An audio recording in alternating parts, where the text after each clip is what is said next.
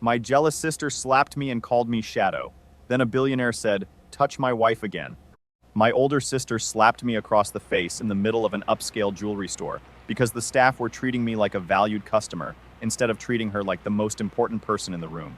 Before I could recover, a billionaire stepped between us, fixed his eyes on her, and said, "Touch my wife again and see what happens." My sister froze. So did I, because I had never seen that man before in my life. What happened that day was not simply about a slap, a pair of diamond earrings, or an embarrassing case of mistaken identity. It was the moment I finally stopped shrinking myself to fit inside the narrow role my family had assigned me. It was also the beginning of a future I never could have imagined when I walked into that store. My name is Lauren Mitchell. I was 27 years old when this happened, and until that day, I had spent most of my life living in the emotional wake of my older sister, Vanessa. She was only 2 years older than me, but growing up with her felt like living beside a permanent hurricane.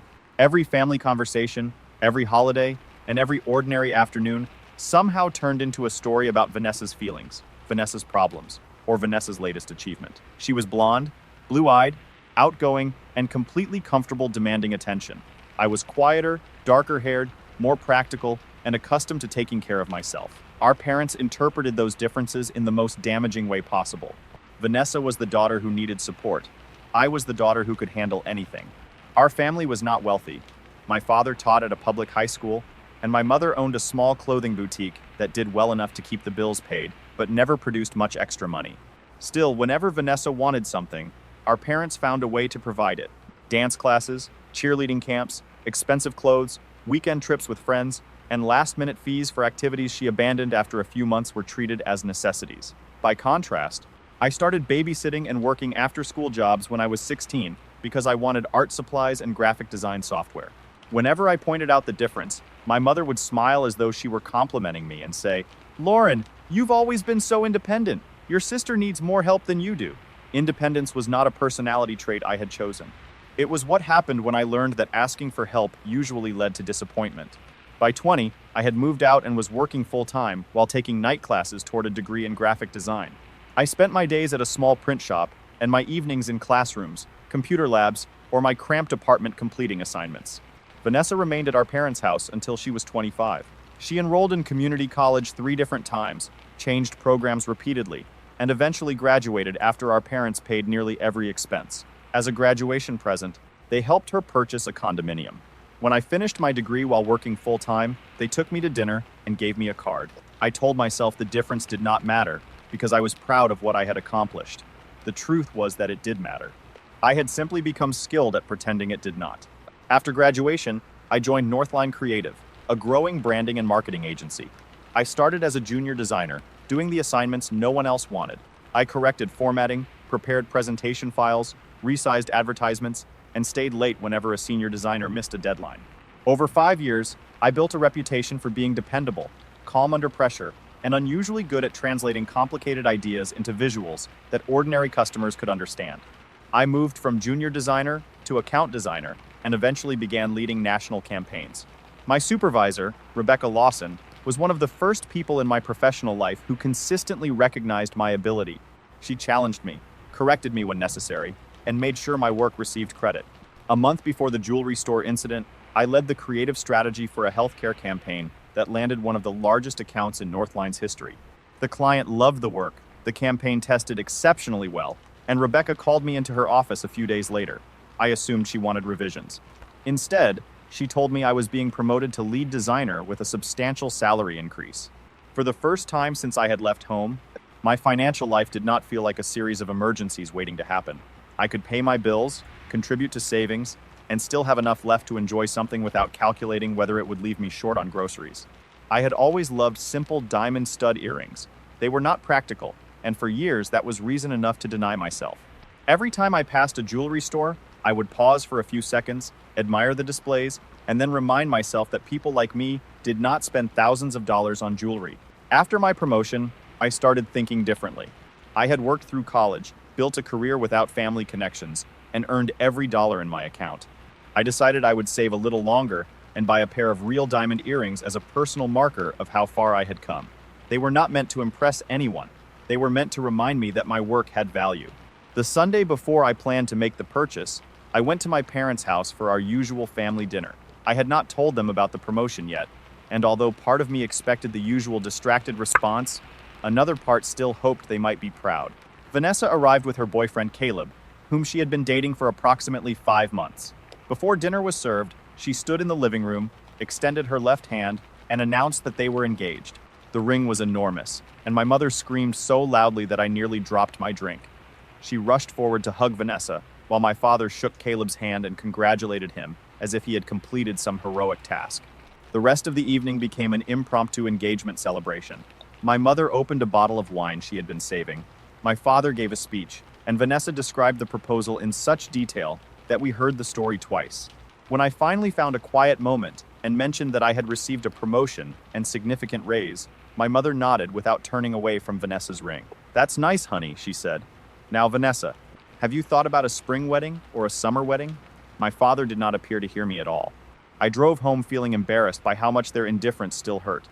I was 27, financially independent, and successful in a field I had chosen for myself. Yet one distracted sentence from my mother could still make me feel like the overlooked teenager sitting at the edge of the room while everyone applauded Vanessa. That night, the earrings stopped feeling like an indulgence. They became a statement I needed to make to myself. My accomplishments mattered even when my family failed to celebrate them. The following Tuesday, I took half a day off work and went to Waverly Jewelers, an elegant store in downtown Phoenix that I had passed many times but never entered. The building was not the most expensive jewelry store in the city, but it was intimidating enough that I almost continued walking. Crystal chandeliers reflected off polished display cases, classical music played softly, and every employee looked perfectly composed. I had put on my best navy dress, styled my hair, and worn heels instead of my usual sneakers because I wanted to feel confident. Even then, my mouth went dry when I pushed open the glass door. A tall woman with silver-streaked hair approached me. Her name was Diane, and instead of judging me, she greeted me with genuine warmth.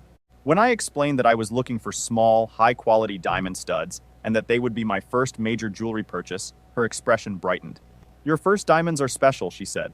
"Let's make sure you choose something you'll love for years." She showed me several pairs and patiently explained the differences in cut, clarity, color, and size. I admitted that I did not understand most of the terminology, and she never made me feel foolish. She simply adjusted her explanation until it made sense. I began to relax. Diane showed me a pair of half-carat princess-cut studs that caught the light beautifully without looking excessive.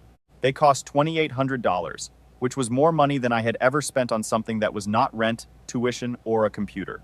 I had saved for them, however, and I could purchase them without debt. Diane held one near my ear and told me the shape complemented my features. I looked at my reflection and felt a small, unfamiliar surge of pride. I was about to tell her I wanted them when the entrance bell sounded.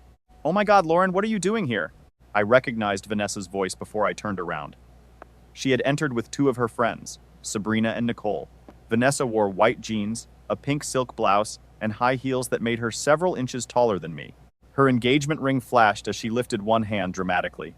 She looked from me to Diane, and then to the tray of diamonds on the counter. "Are you lost?" she asked. "This place is a little outside your league, isn't it?"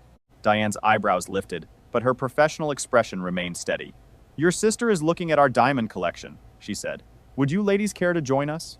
Vanessa laughed and moved closer, with her friends following behind her.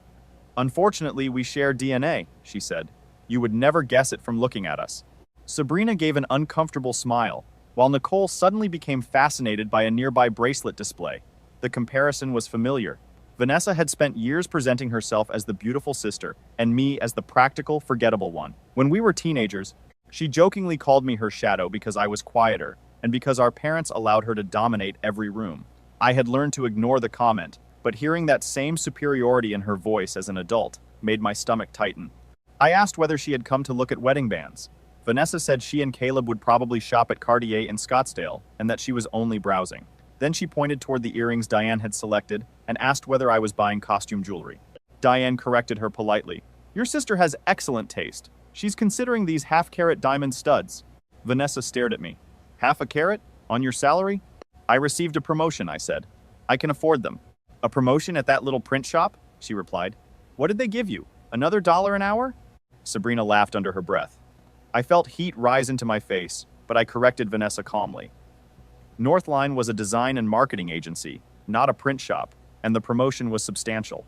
She shrugged as though the distinction were meaningless. "Good for you," she said. "But if you had any financial sense, you would invest that money instead of wasting it on jewelry. Poor decisions have always been your problem." That accusation was almost absurd considering the financial histories of our lives. I had worked since I was 16, paid my own way through school, and supported myself for years. Vanessa had received a condominium from our parents and was now wearing an engagement ring that probably cost more than my car. Still, arguing facts with her rarely mattered. 5 years of therapy had taught me that her comments were usually bait. She wanted me to become defensive so she could accuse me of jealousy or overreaction. Diane sensed the tension and redirected her attention to me.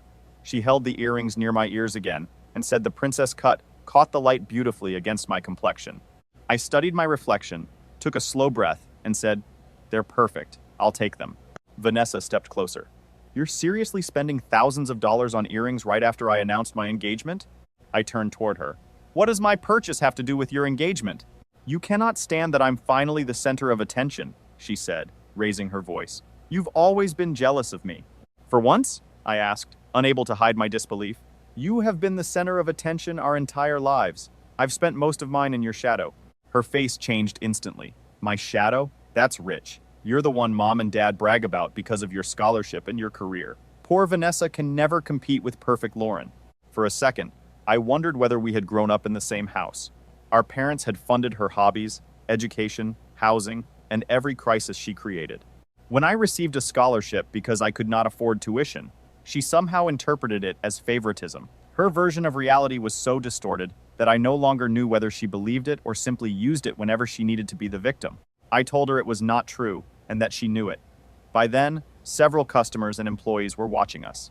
I did not want to create a public spectacle, so I turned back toward Diane and asked her to complete the purchase.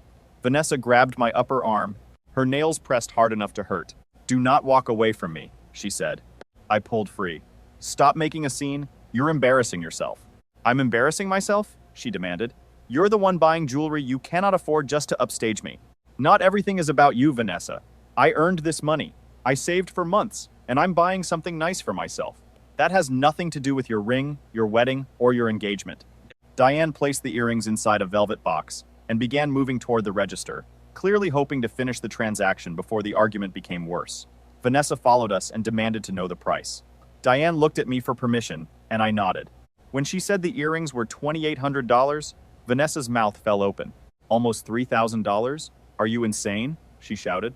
"Mom and Dad spent about that much on an entire semester of college for me." "They paid for your college," I reminded her. "I worked through mine. It's still a complete waste. You're only doing this because you're jealous of my ring, my fiancé, and my life." I looked directly at her. "I'm not jealous of you. I never have been." That simple sentence affected her more than any insult could have. Her face tightened, and something in her expression snapped. Before I could step back, her hand swung across my face.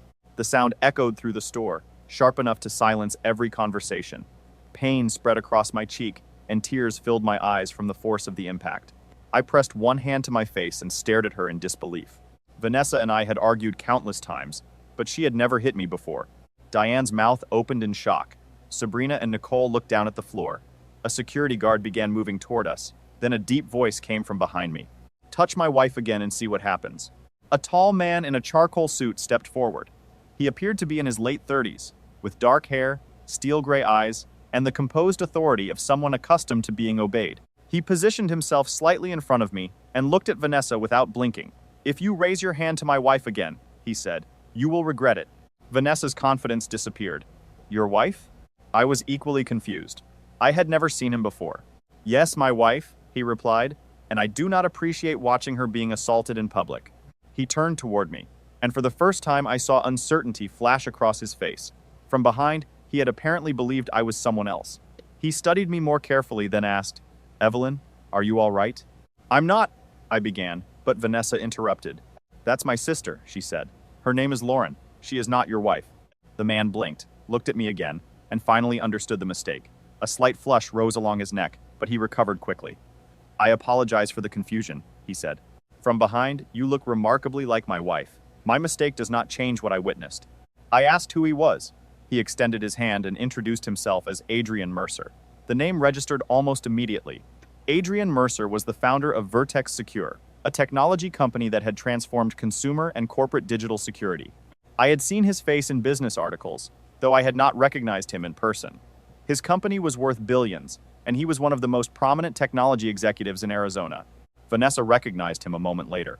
Her entire manner changed. The hostility disappeared from her voice and was replaced by exaggerated sweetness. "Adrian Mercer? I am such a fan of your work. What an honor." He did not look at her. He asked me again whether I was hurt. I told him my cheek was stinging, but that I was all right. Vanessa tried to dismiss the incident, claiming we had merely been playing around as sisters and that she had not meant anything by it. "That is not true," I said. My voice sounded steadier than I felt. "You slapped me because I would not let you make me feel small for buying something with my own money." Vanessa immediately accused me of exaggerating because I was single and upset about her engagement. Adrian's expression remained controlled. "I witnessed the exchange," he said. "You belittled her career, criticized how she spent her own money, and tried to humiliate her in front of your friends. When she refused to submit to that, you struck her." The security guard reached us with an older man wearing a pinstriped suit. Adrian greeted him as Mr. Waverly, which told me he was the owner of the store. Adrian explained that Vanessa had assaulted another customer. Vanessa denied it and insisted there had been a misunderstanding. Every person turned toward me. For one brief moment, the old instinct returned. I wanted to minimize everything, reassure the staff, and say we had only argued. That was what I had always done for the sake of family peace. I absorbed the damage, softened the facts, and helped Vanessa avoid consequences. Then I felt the burning mark on my cheek and realized that protecting her had never protected me. "She slapped me," I said clearly. "She did it because I decided to purchase these earrings instead of listening to her criticize me." Mr. Waverly's expression hardened. He explained that the store had a strict policy against violence and asked Vanessa to leave immediately. She stared at him in disbelief and demanded to know whether he understood who our father was. Our father was a high school teacher, so the question was ridiculous, but Vanessa was accustomed to using our parents as if they were an authority no one could challenge. Mr. Waverly said our father's identity was irrelevant. He instructed the security guard Grant to escort Vanessa and her friends outside. Vanessa turned toward me and demanded that I tell everyone it was only a sisterly disagreement. I said nothing. As Grant led her toward the entrance, Sabrina and Nicole followed with mortified expressions. At the door, Vanessa looked back at me. "You'll regret this when Mom and Dad hear how you humiliated me." After she left, the store remained silent for several uncomfortable seconds. Adrian turned to me and apologized again. He explained that his mistaken assumption had made an already difficult situation more confusing. He asked whether I would allow him to buy me coffee after I completed my purchase so he could explain properly. I hesitated, but his concern appeared genuine, and his intervention had probably prevented Vanessa from escalating further. I agreed. Mr. Waverly personally completed my transaction and apologized for what had happened in his store. My hands were still shaking when I signed the receipt. Diane placed the velvet box inside a dark blue shopping bag and told me quietly that the earrings looked beautiful on me. I thanked her, took the bag, and joined Adrian near the entrance. He suggested a quiet cafe around the corner. It was the kind of place I normally passed without entering because the menu looked too expensive, but Adrian clearly knew the staff. We were seated in a private corner booth, and he ordered an Americano while I chose a latte. Once we were alone, he leaned forward and explained that his wife, Evelyn, was in London for business. He had gone to Waverly Jewelers to look for an anniversary gift. From behind, my height, dark hair, navy dress, and posture looked almost identical to hers. When he saw Vanessa strike me, he reacted instinctively before seeing my face. I told him his intervention had probably prevented the situation from becoming worse. Vanessa did not handle public correction well, especially when she felt she was losing control of a conversation. Adrian said he did not want to presume too much about my family, but what he had witnessed did not look like an isolated disagreement. I admitted that Vanessa had always been our parents' favorite, and that she was not accustomed to me standing up for myself. Adrian nodded with an understanding that surprised me. He told me that his younger brother, Owen, had spent years resenting him after Vertex Secure became successful. Owen felt that every accomplishment of his own was compared to Adrian's, and their relationship deteriorated until they barely spoke. I asked whether things had improved. Adrian said they had, but only after distance, difficult conversations, and a willingness from both brothers to acknowledge the damage. Owen eventually took responsibility for Vertex Secure's European operations and built a reputation based on his own work. Adrian said comparison had stolen years from their relationship because each brother had been responding to a role rather than seeing the other clearly. I told him that in my case, I had always believed I was living in Vanessa's shadow. Adrian pointed out that the underlying problem was similar. Whether someone was treated as superior or inferior, constant comparison made genuine closeness almost impossible. Then he gestured toward the Waverly bag beside me and asked whether the earrings represented more than jewelry. I told him they were proof that my work had value, and that I had value independent of my family's approval. He smiled and said that when he sold his first piece of software at 19, he used part of the money to buy an absurdly expensive watch. He had not needed it, but it represented validation at a time when very few people believed in him. Hearing a billionaire admit something so human made me feel less foolish about the earrings. We talked until our cups were empty. Before leaving, Adrian asked what kind of graphic design work I did. I explained that I was a lead designer at Northline Creative, specializing in branding, consumer campaigns, and digital media integration. His expression became interested. Vertex Secure was preparing to launch a new consumer security application, and its marketing department needed someone who understood how to make technical products feel accessible. He asked whether I would be willing to send him my portfolio. My heart began racing, but I tried to remain professional. Vertex Secure was known for excellent compensation, strong benefits, and a creative culture that attracted talented people from across the country. Even an interview would be valuable. I told him I would be grateful for the opportunity. He handed me a business card and asked me to email him directly so he could forward my work to the creative director. Before we separated, he told me not to let Vanessa's behavior diminish what the earrings represented. "You earned them," he said. "Wear them with pride." I walked back to my car, feeling disoriented by how quickly the day had changed. I had entered the store nervous about spending money on myself. An hour later, Sister had assaulted me.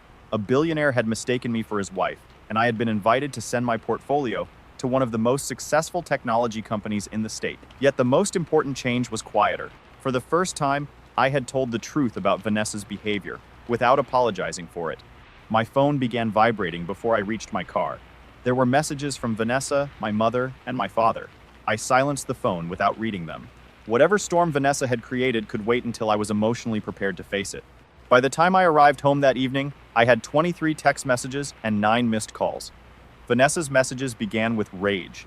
She accused me of humiliating her, turning strangers against her, and trying to destroy her engagement celebration. A few messages later, the tone became manipulative. She claimed our mother was devastated and that our father could not believe how cruel I had been. Eventually, she wrote, "I forgive you for overreacting," as though she were the injured party. My parents' messages demanded that I call and explain why I had caused a scene. Neither of them mentioned that Vanessa had slapped me. That omission told me she had already rewritten the story, and that they had accepted her version without asking questions. I set the phone aside and opened the velvet box. Under the light in my apartment, the diamonds scattered tiny reflections across the wall. They were beautiful, but what mattered most was that they were mine. I had earned the money, chosen the earrings, and made the purchase without permission from anyone.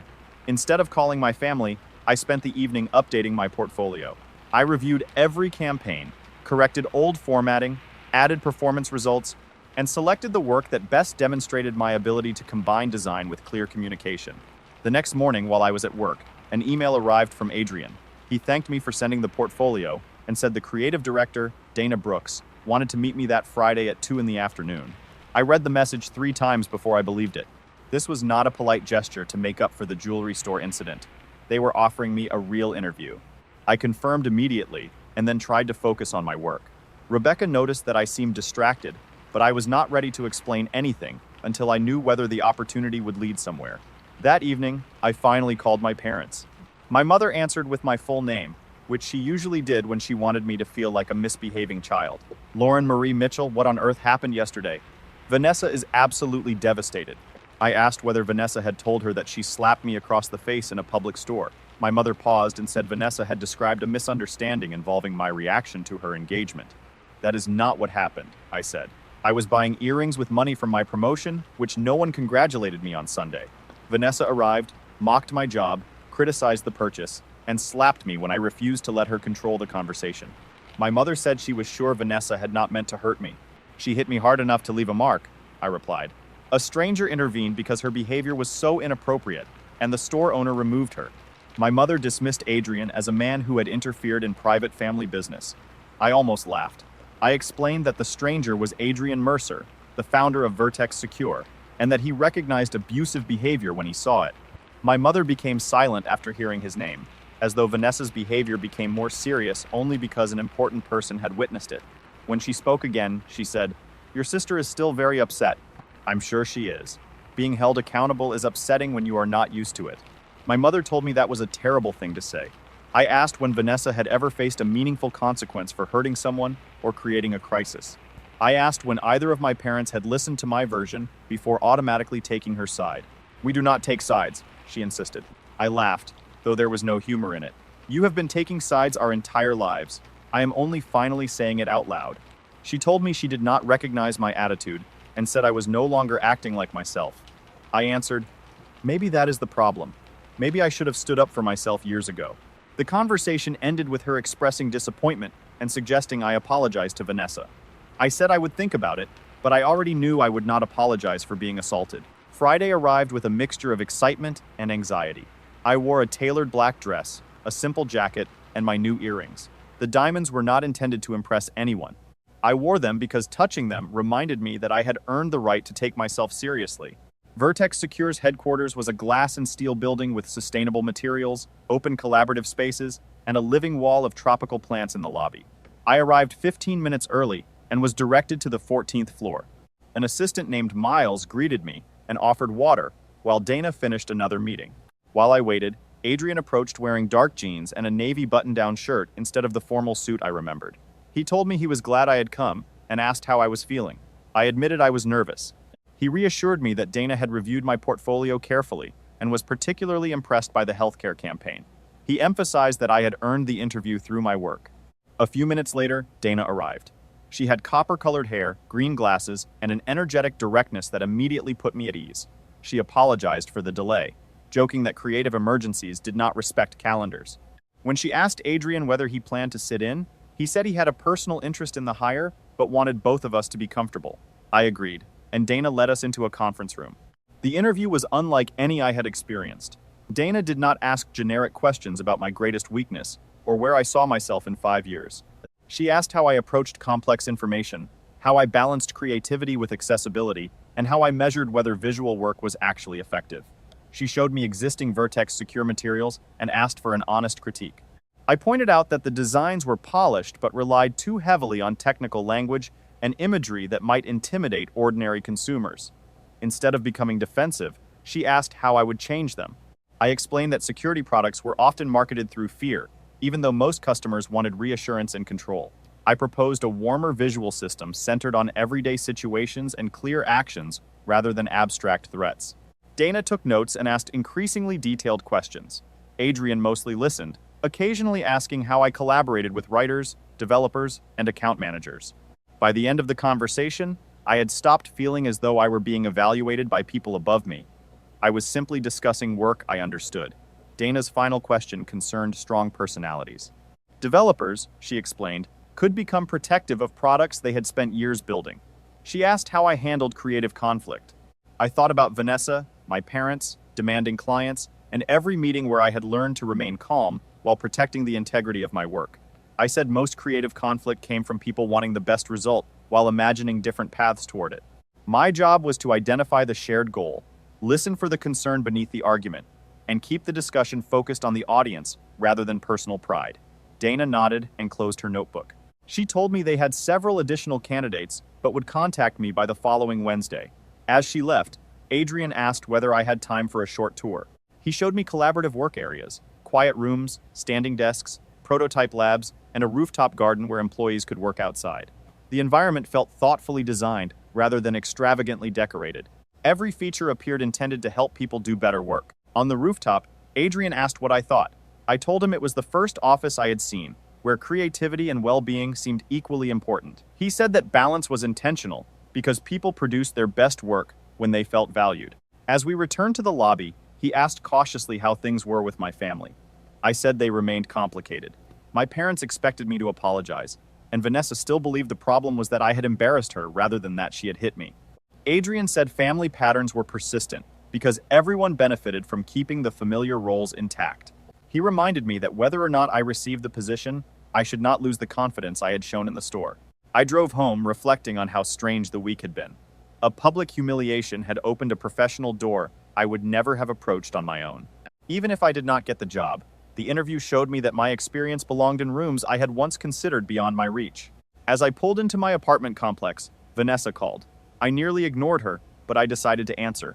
"We need to talk about what happened," she said. "Yes," I replied. "But not if you expect me to apologize." She immediately accused me of embarrassing her in front of Sabrina and Nicole. I told her she had embarrassed herself by striking me in public. "Do not be dramatic," she said. "It was barely a tap. It left a mark." "This was never about the earrings," she snapped. "It was about you trying to steal attention from my engagement." The accusation no longer made me defensive. It simply sounded exhausting. Buying earrings with my own money has nothing to do with your engagement. Not everything is about you. "You have changed," she said. "You are not the same sister anymore." "You're right. I'm not going to make myself smaller so you can feel bigger." There was a long silence. Then she informed me that our parents wanted everyone at dinner on Sunday. Her wording made it sound like an order. In the past, I would have agreed automatically. Instead, I said I would consider it. "What could you possibly have going on?" she asked dismissively. I told her I had interviewed at Vertex Secure. She went quiet. When I explained that Adrian had forwarded my portfolio, she accused me of making it up to sound important. I told her she could believe whatever she wanted and ended the call. On Sunday morning, my mother sent a message stating that dinner was at 5, my father was making pot roast, and I should arrive on time and dress nicely. There was no mention of the slap or our previous conversation. She appeared to believe the family could return to normal if everyone followed the usual routine. I replied that I would arrive around 5:15 because I had errands. It was a small act of resistance, but it mattered. I dressed in black jeans, a forest green blouse, and my diamond earrings. Before leaving, I looked at myself in the mirror and decided that whatever happened, I would not minimize the truth to make dinner comfortable. My father opened the door at 5:17 and immediately told me I was late. I said hello and walked past him. The house smelled like pot roast, but the tension was heavier than the food. Vanessa sat in the living room, scrolling through her phone. She looked up and remarked that I had finally decided to appear. I ignored the comment and went into the kitchen, where my mother was preparing salad. She greeted me with a tight smile and asked me to set the table. It was a familiar request. At nearly every family dinner, I helped while Vanessa remained seated. My first instinct was to reach for the plates. Instead, I stopped. "Before dinner, I think we need to talk about what happened at Waverly." My mother's hands became still. She said it was unnecessary because everyone had time to calm down and should simply enjoy the evening. "You want a nice dinner where we pretend Vanessa did not slap me. She is under a lot of stress with wedding planning," my mother replied. "Let's not make a mountain out of a molehill." Vanessa entered the kitchen and rolled her eyes. "Are you still talking about that? It happened days ago." 5 days, I said, and no one has acknowledged what actually happened. My father joined us and asked what the argument was about.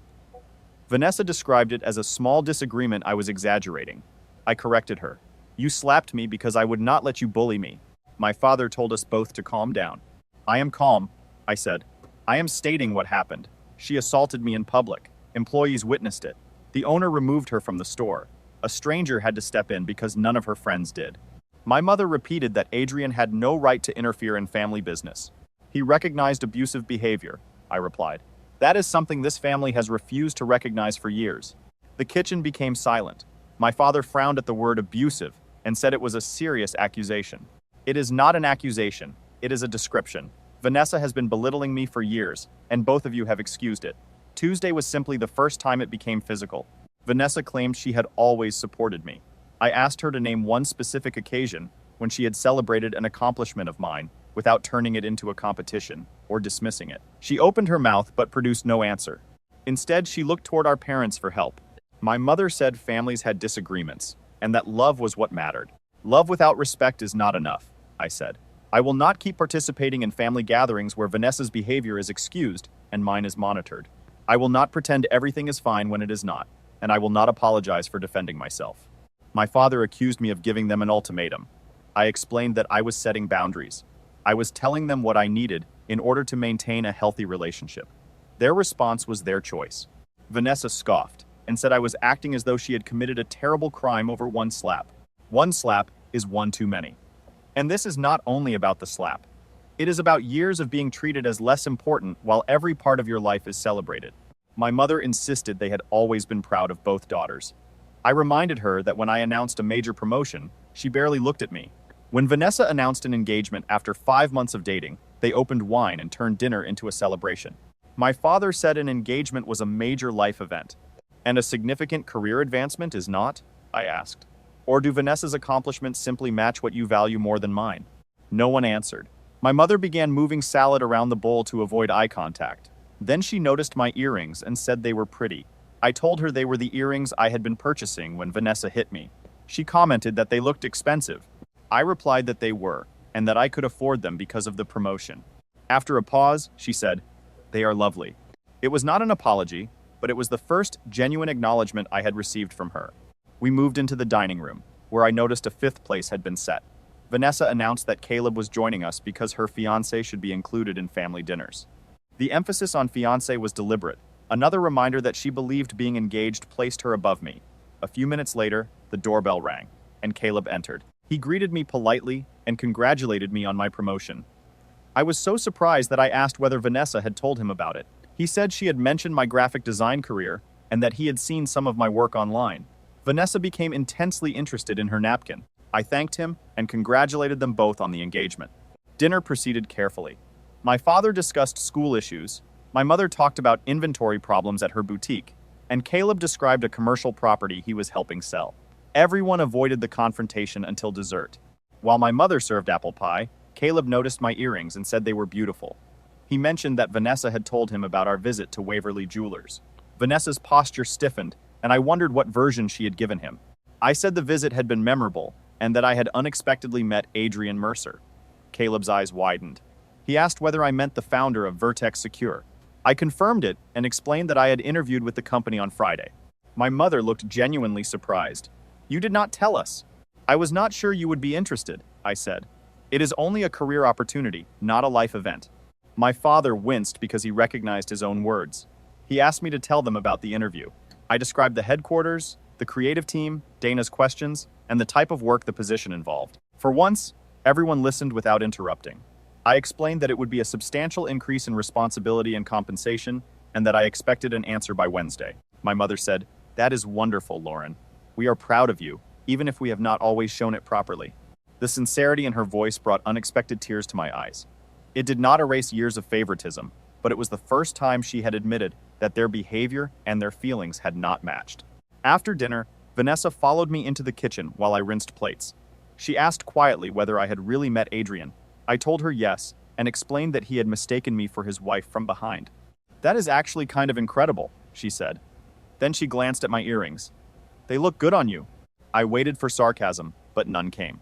She added, "I should not have made such a scene in the store." It was not a complete apology, but from Vanessa it was significant. I decided to meet her halfway. I thanked her and told her that her ring was beautiful and that Caleb seemed like a good person. She smiled slightly. He lectured me about the slap. He said it was unacceptable. "Smartman." "Yeah," she replied. "Maybe I got lucky." Nothing was fully resolved that evening. There were no dramatic group hugs or tearful declarations. My parents had not suddenly understood every way they had hurt me, and Vanessa had not transformed into a different person. Still, something had shifted. I had spoken honestly, and the family had survived the discomfort. As I drove home, my phone received a message from an unfamiliar number. It was Adrian. Dana had been impressed by my interview, and before they made a formal offer, Evelyn wanted to meet me after returning from London. He asked whether I was available for lunch on Tuesday. The phrase, "formal offer," made my heart pound. I accepted immediately. In the rearview mirror, the diamonds reflected the streetlights. They represented more than a purchase now. They marked the moment I decided that my worth did not depend on my sister's opinion or my parents' attention. I met Evelyn at a quiet restaurant near Vertex Secure's headquarters. When she entered, I immediately understood Adrian's mistake. We were not identical, but from behind we had the same height, similar dark hair, and nearly the same way of carrying ourselves. Evelyn laughed when she saw me and said Adrian would never be allowed to forget that he had threatened a stranger's sister while calling the stranger his wife. She was warm, intelligent, and far less formal than I expected. She asked about my work, my career goals, and the kind of environment in which I performed best. She also asked how I felt about Adrian's involvement in the hiring process. I answered honestly that I was grateful for the introduction, but wanted to be selected based on my ability. Evelyn said that was precisely why she wanted to meet me. Adrian could open a door, but neither she nor Dana wanted me to feel indebted to him. The creative team had reviewed my work independently, and Dana's recommendation was based on the interview. The following morning, Dana called with a formal offer for the position of Senior Creative Strategist. The salary was almost double what I earned at Northline. The benefits included stock options, flexible work arrangements, excellent health coverage, and a professional development allowance. I asked for the written offer and spent the evening reviewing every detail. The opportunity was better than anything I had expected at that stage of my career. Giving notice to Rebecca was difficult. She had supported me for years, and I worried she would feel betrayed. Instead, after reading the offer, she leaned back in her chair and told me I would be foolish not to accept it.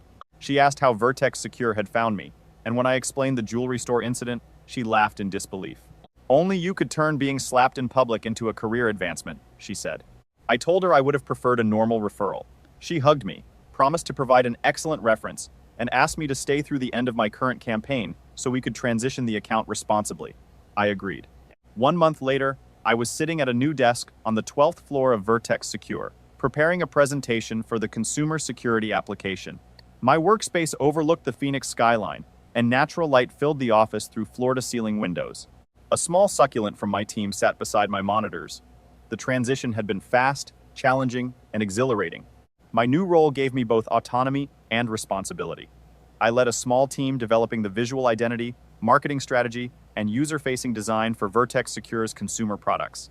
The work required me to collaborate with developers, researchers, copywriters, and product managers. I was no longer only executing someone else's idea. I was helping shape how millions of people might understand and use the product. The company treated me as a professional, not as Adrian's personal discovery.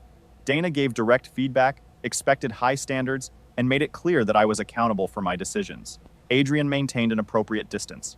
He spoke to me the way he spoke to other team leaders, although he occasionally stopped by to ask a thoughtful question or recommend a resource. His mentorship was subtle rather than controlling, which made it easier to accept. Evelyn became an unexpected friend. We occasionally ate lunch in the rooftop garden, where she spoke openly about the pressures of wealth, business, and family relationships. She told me she had spent years seeking approval from an older brother who treated every conversation as a competition. Therapy helped her understand that another person's insecurity could explain harmful behavior without excusing it. That distinction stayed with me. For years, I had believed that understanding Vanessa meant tolerating her. I told myself she acted competitively because our parents compared us, because she felt threatened by my independence, or because she needed reassurance. Those things might have been true, but they did not make the slap acceptable. Compassion did not require surrendering my boundaries. My improved salary allowed me to move into a slightly larger apartment closer to the office. The building had a fitness center, secure parking, and a community garden. The move was practical, but it also felt symbolic. I was beginning a chapter of my life that did not revolve around surviving the roles my family had assigned me. The diamond earrings occupied a special place in my jewelry box. I wore them during important presentations and on days when I needed confidence. They reminded me not of Vanessa's hand or the humiliation in the store, but of the decision I made immediately afterward. I had told the truth. I had allowed consequences to happen. I had refused to apologize for taking up space. My relationship with Vanessa entered a quieter phase. For almost 2 weeks after the family dinner, she barely contacted me. Then one evening, she sent a short message. "I have been thinking about what happened. I should not have slapped you. It was wrong. I am sorry." The apology was brief, but it was the first time she accepted responsibility without blaming me in the same sentence. I replied, "Thank you for acknowledging it. I appreciate the apology." We did not suddenly become close. We exchanged occasional updates and saw each other at family dinners, but the constant competition began to weaken. When she made a dismissive remark, I addressed it instead of laughing nervously. When I disagreed with her, I did not over-explain. At first, she reacted with irritation, but she gradually learned that the old tactics no longer produced the same result. My parents also made small changes. My father visited my new apartment and helped install shelves. While we worked, he asked detailed questions about my job and admitted that he had not understood how much responsibility my career involved. My mother began calling occasionally, without using the conversation to discuss Vanessa. She asked about my projects and even attended a public presentation my team gave at a local technology event. None of those actions erased the past. I continued therapy because setting boundaries created guilt, even when I knew the boundaries were healthy. My therapist helped me recognize that discomfort was not proof I was doing something wrong. It was often evidence that I was breaking a familiar pattern. One Friday afternoon, Vanessa texted about our mother's upcoming birthday dinner. She said she and Caleb had news to share and asked whether I would attend. The wording was different from her old commands. It was an invitation. I considered the message before replying. Family gatherings were still occasionally tense, but each one had become a little easier because I was no longer responsible for managing everyone's emotions. I told her I would be there and asked whether I should bring anything. "Just yourself," she wrote. A moment later, another message arrived. "And maybe wear those earrings. Mom said she likes them." I smiled.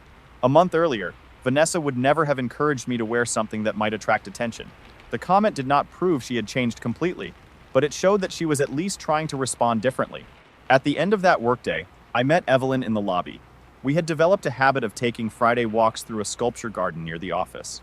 As we followed the path between trees and modern metal installations, she asked about my week. I told her our application interface was nearly finished and that I had hired a junior designer with an exceptional talent for animation. She said Adrian had mentioned that my team was ahead of schedule and that he was impressed. I felt a rush of pride. Praise no longer felt like something I needed to deny or minimize. I thanked her and asked about the technology conference she had attended. As she described the event, I thought about how dramatically my life had changed in a single month. The obvious changes were easy to list: a better job, higher income, a new apartment, stronger professional connections, and work that challenged me. The more meaningful change was internal. I moved through the world with less apology. I trusted my judgment. I no longer assumed every impressive room belonged to someone else. The transformation was not instant or effortless. There were mornings when I still heard Vanessa's voice in my head telling me that I did not belong. There were family conversations where I felt myself slipping into the old role of peacemaker. There were moments when success frightened me because it made me visible. Each time, I practiced responding differently. Evelyn noticed that I had become quiet and asked what I was thinking about. I told her it was difficult to believe that Vanessa slapping me in Waverly Jewelers had led to everything that followed. "The catalyst is not always pleasant," she said. "Sometimes a shock is what finally breaks an old pattern." I agreed, though I told her I would not recommend public assault as a career strategy. She laughed, and we continued walking as the evening light stretched across the garden. Later that night, while preparing dinner in my new kitchen, I received confirmation that Vertex Secure had approved a professional development course I wanted to attend. It was another small step forward, but I had learned that rebuilding a life was usually made of small steps rather than dramatic victories. I thought about the birthday dinner and the news Vanessa planned to share. It might concern the wedding, a pregnancy, a new home, or something else that would naturally place her at the center of the family's attention. A few months earlier, that possibility would have made me tense. I would have prepared myself to become invisible again. Now I understood that Vanessa's moments did not erase mine. Her engagement could be important, and my career could also be important. My parents could celebrate her without reducing me. There was enough room in the family for more than one person's story, but only if I refused to disappear. I planned to wear the earrings to dinner, not as armor and not to compete with Vanessa. I would wear them because they carried the story of the day I finally chose myself. They represented the raise I earned, the purchase I made, the boundary I set, the opportunity I accepted, and the confidence I was still learning to practice. My journey from the jewelry store to my new life had not been simple. The slap was humiliating. Adrian's intervention was based on a mistake. The job opportunity required real preparation and a successful interview. My family did not transform after one conversation, and Vanessa's apology did not erase years of resentment. Every improvement depended on actions taken over time. Telling the truth, preserving my boundaries, accepting help without surrendering my independence, and allowing other people to experience the consequences of their choices. The most important lesson was not that a billionaire might appear at the perfect moment, or that one confrontation could magically solve a lifetime of family dysfunction. It was that my life changed when I stopped cooperating with the idea that I mattered less. Adrian opened a professional door, but I had built the portfolio that carried me through it. Dana offered me the position because I was qualified. My parents began listening because I stopped disguising the truth. Vanessa began changing because I no longer protected her from every consequence. The earrings still sparkled whenever they caught the light, but their real value had nothing to do with diamonds. They reminded me that the moment someone tried to make me feel small was the same moment I finally allowed myself to become fully visible.